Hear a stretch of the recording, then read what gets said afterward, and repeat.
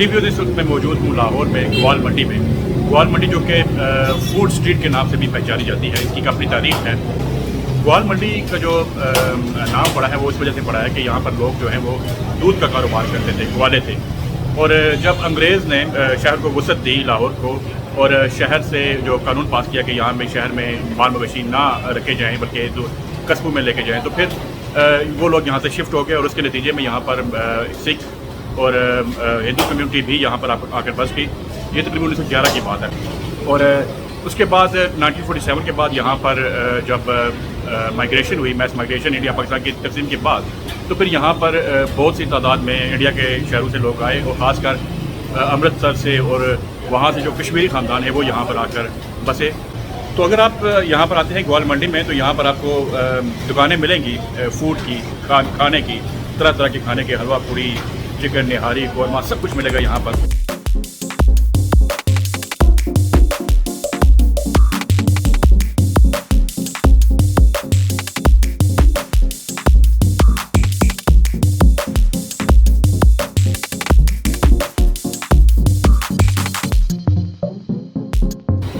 यहाँ पर जब हिजरत के बाद 1947 में लोग यहाँ पर आए तो रोज़गार के मौके बहुत कम थे, और इस वजह से लोगों ने इस तरह किया कि अपने घरों के बाहर स्टॉल लगाना शुरू कर दिए फूड के, और वहाँ पर अपने खाने पीने की अशिया बेचना शुरू कर दी। जो लोग वहाँ पर आए थे अमृतसर से, और या जो कश्मीरी ख़ानदान यहाँ पर आए थे, वो अपने जो कल्चर और सकाफ़त और खाने वगैरह वो साथ लेके आए। और इसी तरह आप यहाँ पर देखेंगे, आपको अमृतसरी हरीसा भी मिलेगा, कश्मीरी हरीसा मिलेगा, और दीगर जो लवाजमात हैं खाने के वो आपको यहाँ पर मिलेंगे।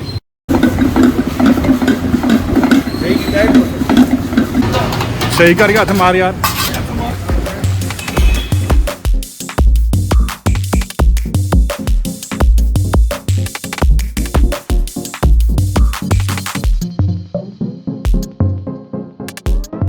मेरे ख्याल में 2000 में परवेज़ मुशर्रफ के दौर में इसको बाकायदा फूड स्ट्रीट का नाम दिया गया, और उसके बाद इससे ये जगह मशहूर होने लगी।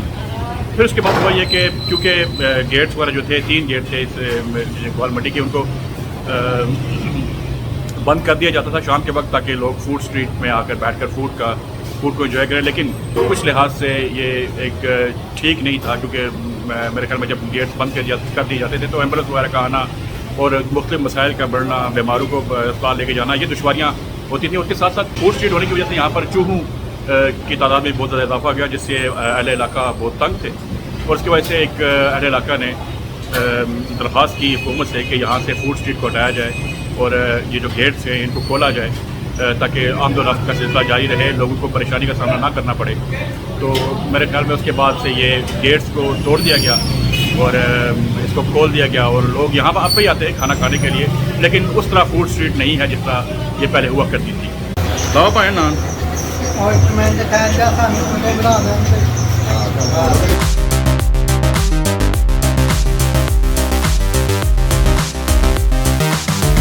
यहाँ पे आपको पुराने ज़माने के जो लोग यहाँ पर रहते थे पार्टीशन से पहले के, उनके घर भी मिलेंगे।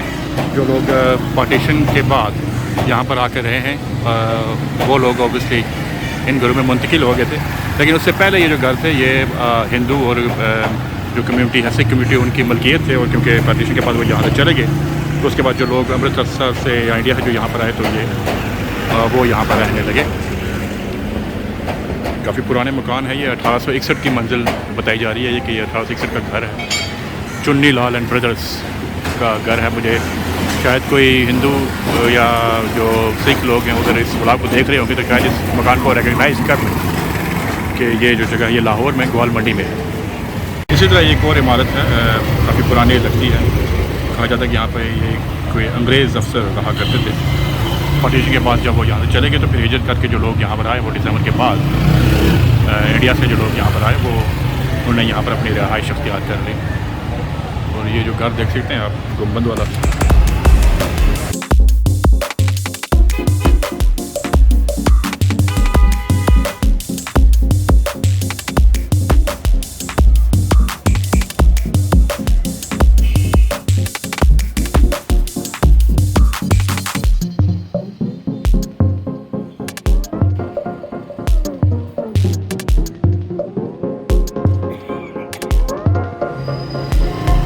जी, इस वक्त मैं मौजूद हूँ एक तारीखी इमारत में, जे महावीर एंड को लिखा था इसके बाहर, और कहा जाता है कि ये किसी अंग्रेज़ की मलकियत भी रही है। मैं इसकी हिस्ट्री के बारे में थोड़ा जानना चाहता था, तो मुझे बताया गया कि अंदर यहाँ पर ऑफिस में जो लोग बैठे हैं वो इसकी हिस्ट्री के बारे में बता सकते हैं।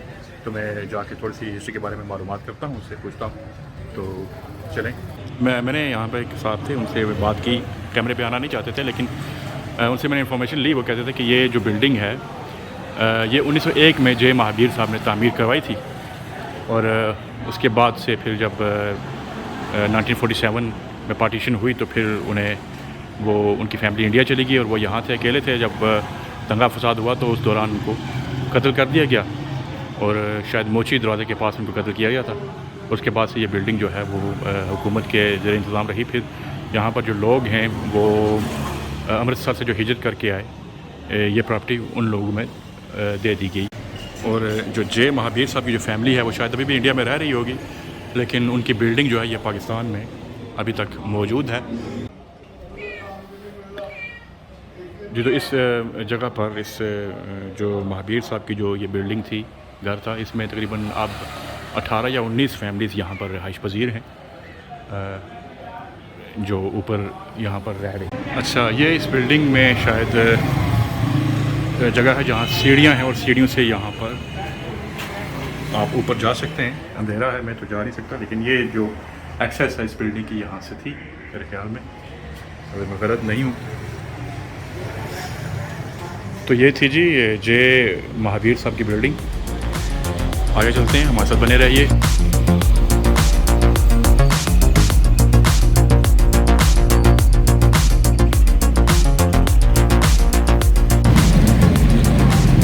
गोल मंडी में आपको तारीखी लिहाज से काफ़ी पुरानी बिल्डिंग्स मिलेंगी। जो लोग यहाँ पर रह रहे थे 47 के बाद जो चले गए, वो उन लोगों ने अपनी जो बिल्डिंग थी वो छोड़ के चले गए, लेकिन उसके बाद ये लोग यहाँ पर जो मुतासरीन थे 1947 के, जो लोग यहाँ पर हिजरत करके आए, वो यहाँ पर रहने लगे। अब उनके ज़ेर इस्तेमाल हैं ये बिल्डिंग्स।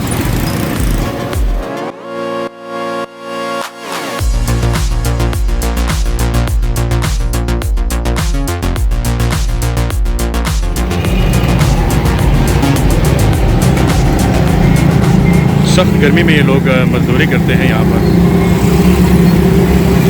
और जो पेपर है शायद ये किसी जगह पहुँचाना है इन्होंने, और थक गए थे, काफ़ी पसीना आ गया था इनको। तो मैंने ऑफ़र की इनको कि मैं धक्का लगा देता हूँ, लेकिन कह रहे हैं नहीं। तो मेरे पास जूस की बोतल थी, मैंने इनको दे दी। मैंने कहा चलें यार, कुछ सांस ले लें, थोड़ा सा अपना हाथ बहाल करके फिर दोबारा शुरू हो जाएगी। अच्छा, ये जगह है जी, ये ग्वाल मंडी के साथ ही है। इसको बांस बाज़ार कहा जाता है, बांसों वाला बाज़ार। यहाँ पर बांस बिकते हैं, यहाँ पे बनाई जाती हैं सीढ़ियाँ, और बांस से मुख्तलिफ़ चीज़ें बनाई जाती हैं जो कि काम आती हैं। इसको बांसों वाला बाज़ार कहा जाता है।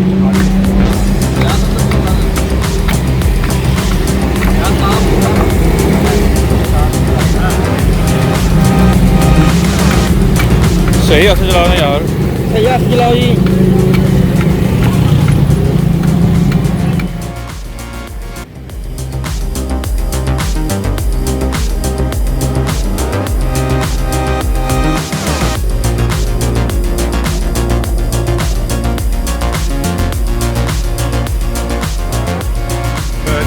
देख सकते हैं आप, मैं इस वक्त खड़ा हूँ मस्जिद शब भर के करीब, जो एक रात में मस्जिद बनाई गई थी। इस पर इल्मा इकबाल का शेर भी था कि मस्जिद तो बना दी शब भर में, ईमान की हरारत वालों ने, मन अपना पुराना पापी है, वक्तों से नमाजी बन न सका।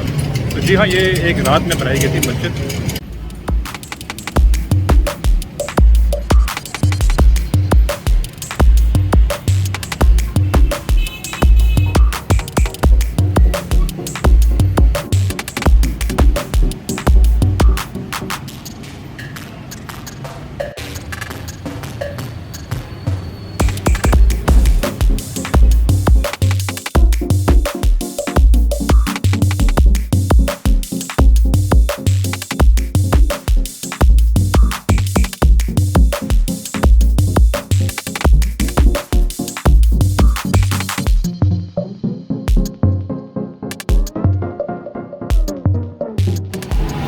खाने के लिहाज से देखा जाए तो यहाँ पर हर जगह आपको खाने के स्टॉल और दुकानें और रेहड़ियाँ मिलेंगी जो खाने की चीज़ें फ़रोख्त करती हैं।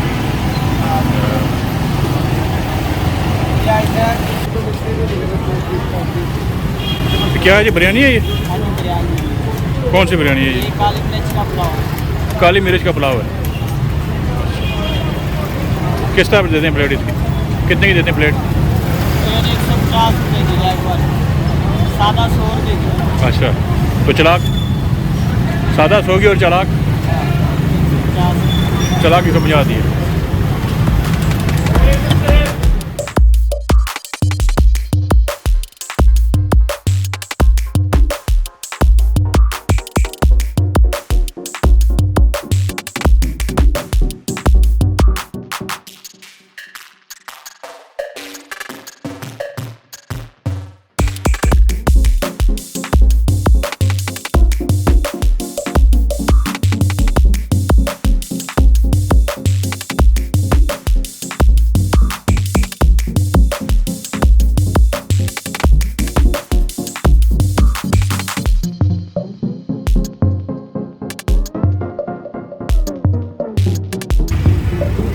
अच्छा, लाहौर में सफ़र करने के लिए मैं समझता हूँ कि रक्षा जो है वो मेरी समझ के मुताबिक ज़्यादा मौजूद तरीन सवारी होगी, क्योंकि एक तो ये बड़ी आसानी से दस्तियाब है, मिल जाता है, और दूसरा ये है कि ये जो हजूम ट्रैफिक का हजूम होता है उसमें फंसते नहीं हैं। ये ड्राइवर किसी न किसी तरीके से आपको निकाल के लेके चले जाते हैं। अगर आप गाड़ी में, इसकी बजाय गाड़ी में सफ़र कर रहे हों या टैक्सी में, तो आप ट्रैफिक में फंस जाते हैं। तो टाइम को सेव करने के लिए और अपने मंजिल मकसूद तक जल्दी पहुँचने के लिए मैं समझता हूँ रक्षा ज़्यादा बेहतर है, क्योंकि इसमें एक इतनी ईजी सवारी नहीं है। इसमें झटके बहुत ज़्यादा लगते हैं, रोड की हालत भी कुछ ऐसी है, यानी कि जो पसलियाँ हैं वो इंसान की हिल जाती हैं लेकिन फिर भी मैं समझता हूँ कि टाइम को बचाने के लिए ये वर्क करती है कि आप इसमें सफ़र करें और अपने मंजिल मकसूद तक जल्द से जल्द पहुँचें।